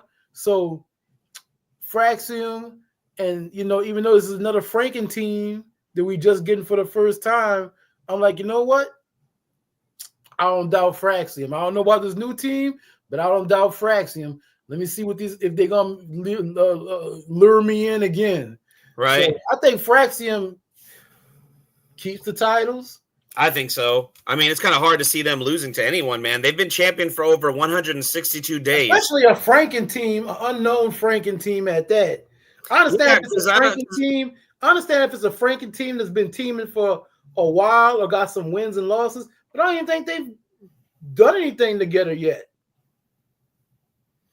I feel like, I don't even know if they even tagged together when during Briggs's tourney in Noah. Because remember, he went to Noah. Yeah. For a little while. That's where they met, apparently. I don't know if they even teamed while he was out there, because he was involved in that tournament in Noah. So I'm not really familiar if they have any team experience whatsoever right now. Yeah. But it would be absolutely shocking if they beat Fraxium for the tag titles. It 100% would. Let's see here. Next matchup on the card. Oh, I'm looking forward to this one. This one I feel like needs a stipulation too, because of the beatdowns he's been suffering over the last few weeks from this man. Javon Evans versus all ego Ethan Page. I feel like this needed a stipulation, like, I don't know, like an NXT Underground or an ambulance match or something. I feel like it deserved that because of the sheer devastation that Page has been suffering, that he's been giving out to Javon. I mean, shit, Javon was getting stomped on with a chair, you know what I mean? Like, he was getting his ass whooped, a couple times, by ego, you know what I mean? But man, if they let this one be a regular singles, but then they run it back as a TLC, I could see that, because I could see them trying to build a whatchamacallit, try to build a rivalry between these two. Yeah, cool, because we need more rivalries. Like, when it's these two, yeah. When it's these two, yeah. But when it's these two, it's on site. right. It's on site. Oh, I ain't forget what you did 2 years ago, or I ain't forget what you did last summer. Like that. It's on site. So when you see Javon Evans in the back and you see Ethan Page pull up, oh man, that dude, I don't clack with that dude. We don't clack together like that. So Yeah, exactly. I could see them building up a rivalry between these cats, because at first Javon Evans was all cool with the dude, but next thing you know, he was, Ethan Page didn't like it, and we see what's been going on, man. So I could see them building a rivalry. He took that man out the game for a minute. He broke his wing. So I could see them trying to build a rivalry. This one would be like a singles match, and then the next one be like a stip match, like TLC. That way you can have these dudes flying all over the place. Javon Evans, he's bouncy, which I still don't like, but he could do his bouncy thing in a TLC match, and Ethan Page can show off his muscles because he's a meat boy. These meat matches, and he could toss him around, toss him through some tables, off some ladders and joints. Yeah. So I don't know. I think, like, let Ethan Page cheat to win this one, but then they come back with like, hey, poot the next one. We need to run this back. We need to run it back and have Javon Evans come after this dude. Like, I'm tired of being this nice guy. Pew, pew, pew. I'm coming for you, bro. I can see that. Next match on the card. I hope they pull the trigger and put that title on my girl. For the NXT North American Women's Championship, Fallon Henley defends the title against Stephanie Vakir. I got Stephanie all day on this one. I want Stephanie to put her head in between her thighs, that lucky bitch, and just slam her head over and over again into the mat. Boom, boom, boom, just about like Booker T. Yeah, man. Yeah. There you go. Yeah. Oh, yeah, man.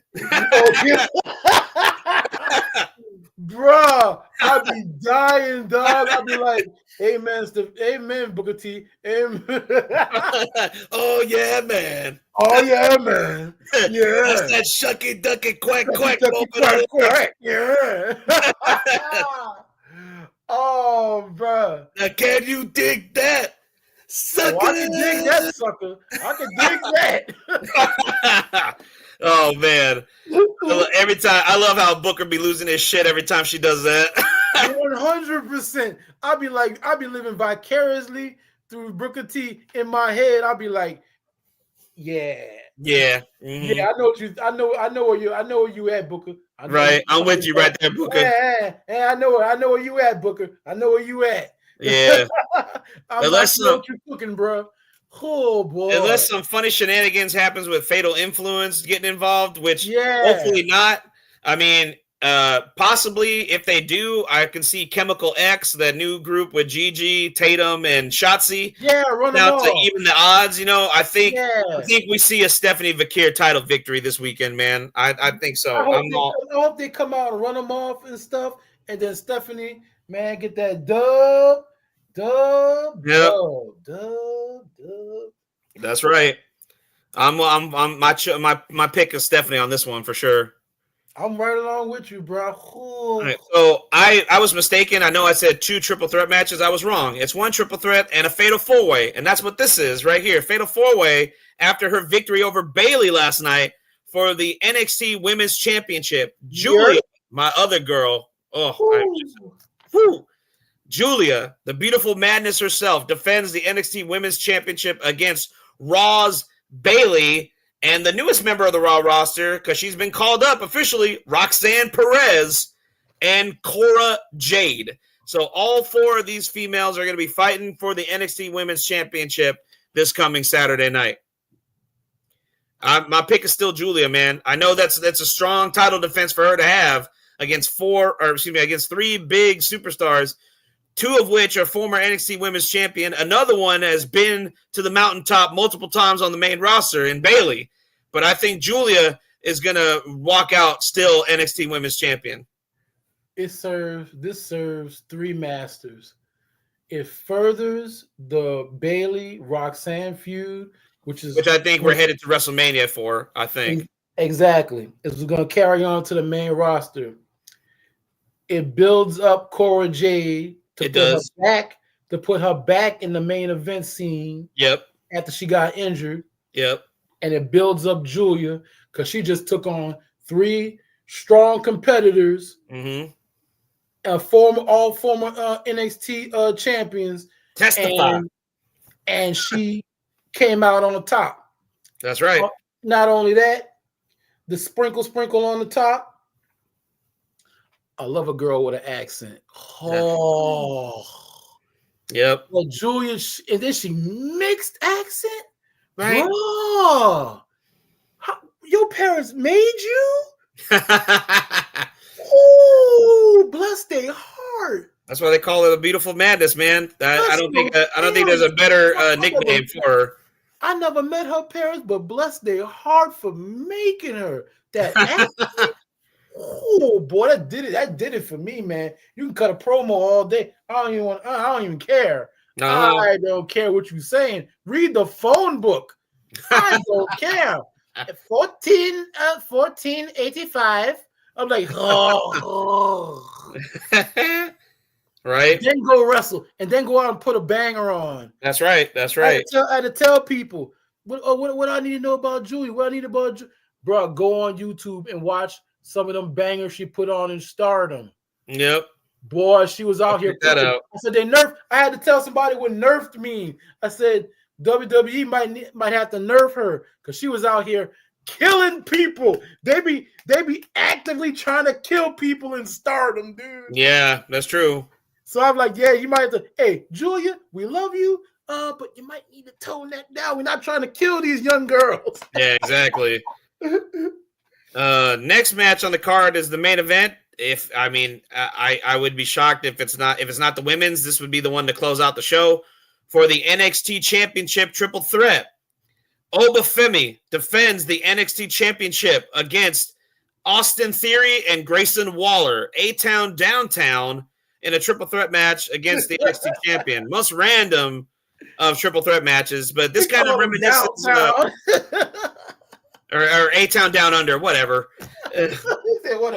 Whatever. You know, who cares? Does anybody really keep track? About the nerds. Is anybody really keeping track?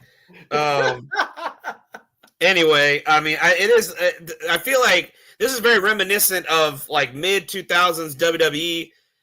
It was that one Survivor Series where we had John Cena defending the WWE title against DX in a triple threat match. Remember that? Yeah, bro. Yeah, and then what was it? Already? And then it was like that same night, Undertaker defended the World Heavyweight title against Jericho. It was that same. It was like for some reason Vince was on this thing about having tag teams challenge for the WWE and world titles on the same show, and now Shawn Michaels is repeating that with this main event match, having A-Town Down Under challenge Oba Femi for the NXT title. And if I'm not mistaken, this is Oba's first title defense, right? Damn. I think it is. Since winning the title, I think it is. Yeah, this is his first title defense. Because he hasn't faced Trick. Nope. Oh.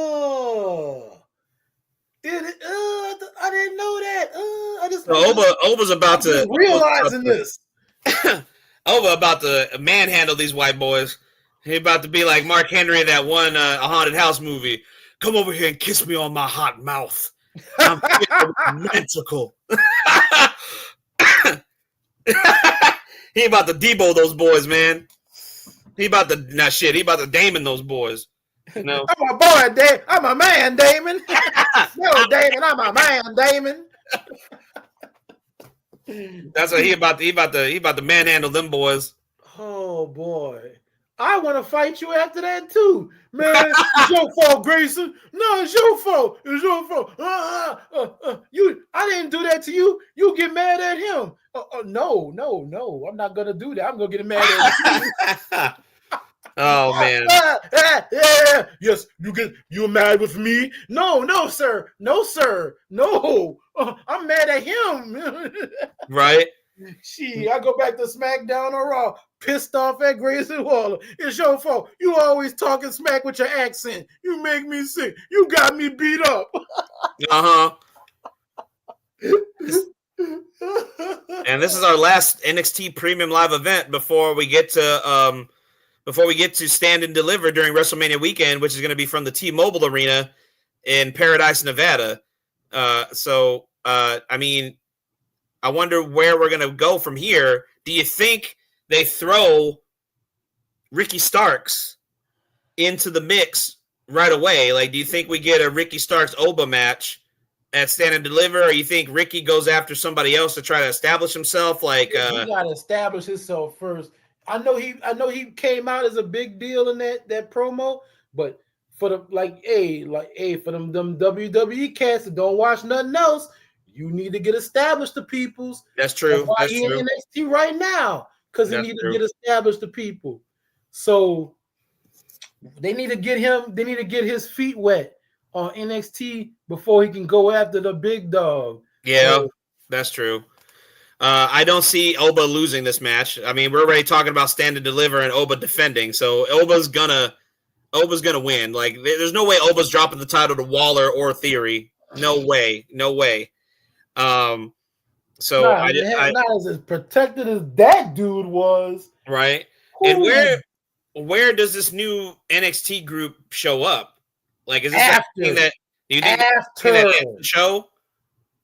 Like old school Triple H style, where he fakes us out with the credits, with the little thing in the corner. Yeah, the watermark and everything, and the credits come on. Yeah, and then the lights go out and and all that stuff. Yeah, bro, that's how you go. You leave them home. You leave them wanting for more, boy. You leave them wanting for more. Yeah. That's what I'm thinking here too. I'm thinking that's what the show ends with this mystery group debuting on NXT. That's what I'm thinking as well. Who is this mystery group? Who are these men? Right. Who are these men? I wonder if whoever it is, you think they just go straight after Oba? Make a name That'd for be kind of ballsy. That'd be like some jail penitentiary type stuff where you go beat up the biggest dog in the place to make your mark. Yeah. I wouldn't recommend it, but I wouldn't recommend it either, especially with that big dog being Oba Femi. if I were to suggest that, of course I would have to have 3 more of my buddies with me to do it. That's true. If I'm gonna go after somebody like Oba, I'm gonna have 3 of my buddies to come roll with me, 4-on-1. That's true. But damn, man, I'm looking forward to the Premium Live event this weekend. I mean, like I said, I think Javon and Paige could have a show-stealing match. I think the tag team match will stand out. I definitely think the women's match is going to be the main standout, though. Either one of them. Probably more so the Fatal 4-Way, since you got more in the mix. But I think both have the potential to really stand out. So I mean, it's going to be a good card. It's a strong card. Hopefully, they get a good turnout in Washington D.C. for the live crowd. I hope they have a good turnout and just a eager, just happy crowd, just ready for some good wrestling action this weekend. Yeah, man. I'm kind of intrigued by what's what they gonna do at Grand Slam. Yeah, I was just about to pull that up too, because I don't really know. The only match I know for certain is the Mariah May and Timeless Tony Storm. I'm guessing that's the main event, right? Most likely, because they have that has to be the main event. They have Timeless Tony is the hometown girl for that event. I pulled up the card here. So AEW Grand Slam Australia is going to be emanating from the Brisbane Entertainment Centre in Brisbane, Queensland, Australia. It's going to be a simulcast on TNT and Max in the United States, airing in place of AEW's regular scheduled program Collision. This is going to be the first AEW event in Australia and breaks Grand Slam's yearly tradition of being held as a 2-part television special at Arthur Ashe Stadium in New York City. So this is the first time they're ever deviating from that model. The matches on the card are Mercedes Moné defending her AEW TBS championship against Harley Cameron. We have a Brisbane Brawl, which I'm not really sure what that'll be. I guess just a anything goes type of match between Jay White and Cope. I'm not fucking calling him that. Jay White and Adam Copeland. That's so stupid. Jay White and Adam Copeland against the Death Riders, John Moxley and Claudio Castagnoli. Kazuchika Okada defending the AEW Continental Championship against Buddy Matthews. That should be a good match, especially with Buddy. He's another hometown boy. Yeah. Challenging for the title. Will Ospreay and Kenny Omega defending their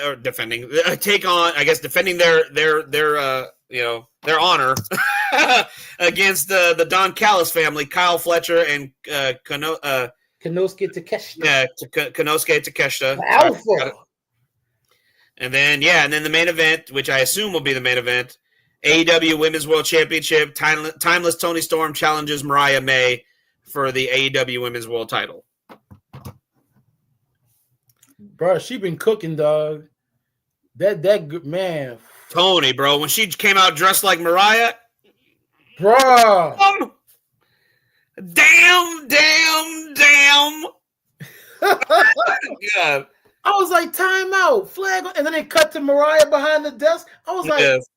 I was a Spider-Man theme. And shout out to Atlanta, bro. Shout out to that crowd. They was like, which one's which? Which one's which? I gotta give one more damn. I gotta give a Will Smith damn from Fresh Prince. Damn. God, when he saw her, damn, bro, ooh, boy, that girl. I didn't know they had him built like that out of Australia. Shit. I know, bro. And whatchamacallit, Mariah May wanted to throw shade at her, like, I don't see how you can get her confused with me, Tony. She's missing 2 things that I got that she don't. I was like, hey, she not missing something from behind. But bruh, oh boy, she been breaking the internet, dog. Them outfits, bruh. Hey, Tony, you need to chill out, bruh. Yeah, I know. Chill out, woman. You spoken for. You need to chill out. Hey. Oh, that's right. Yeah, I forgot who she's with. Juice. That's right. Juice. Yeah, she's married to him, right? I don't know if they married. I know they're together. Oh, okay. That's right. Juice Robbins. That's right. I forgot about that. Boy. And then she stayed in character. Yeah, she does. I'm here for it. I'll probably have to watch that on the replay because most likely both of them I'm gonna have to watch on the replay because I got to work on Saturday, so I'm not gonna be able to watch it like at the time, Depending on how they do, because like they're gonna have they got the All-Star game going on, so I'm pretty sure. That's right. I'm pretty sure they're gonna do like right after the All-Star game. Yeah, that's right. So I'll be peeping out NXT, and then I'll sleep through the All-Star game because it's not the same no more, man. And then I'll wake up and watch Grand Slam. It's going to be so awkward at the All-Star game because I think Anthony Davis and LeBron are on the same team after the trade. Oh, he hurt anyway. Oh, that's right. He's hurt, so he ain't going to be street clothes. Damn. I'm pretty sure the Lakers won on that trade. What was you worried about Luka conditioning, but you gonna trade for street clothes Anthony Davis? Right. I don't know. What? I mean, that's carry the 2, 3, take away 5. It don't add up. Yeah, I don't know how that math is mathing, but whatever. The Lakers made it work for their advantage. That's that Nico Harris math. Uh-huh. That's exactly what that is. That's that Nico Harris math, bro. Everybody's trying to figure out what really is going on. Right. Because that can't be it, bro. But no, that can't. What's his heart? More power to him. Nope. He ain't been fired yet. Well, damn. Thank y'all, everybody, for tuning in live to this latest edition of the IE Wrestling Show. We are much appreciative of all your love and support. Just keep hitting that like, share, subscribe button. If you like what we do for you right here at IE Sports Radio, we greatly appreciate it. We're streaming live right now if you're watching us on YouTube and X on the official IE Sports Radio channel and account. It's been an awesome show. Love going back and forth with my boy, the Crescent City Savage himself, T5. Man, this is episode 98, y'all. So we are 2 episodes away from the big triple digits, the big 100th episode of the IE Wrestling Show. Man, we're going to have to do it big, man. We're going to have to do it big. We have to think of something. Me and you are going to have to brainstorm, man, what we should do for the special episode, man. I know, man.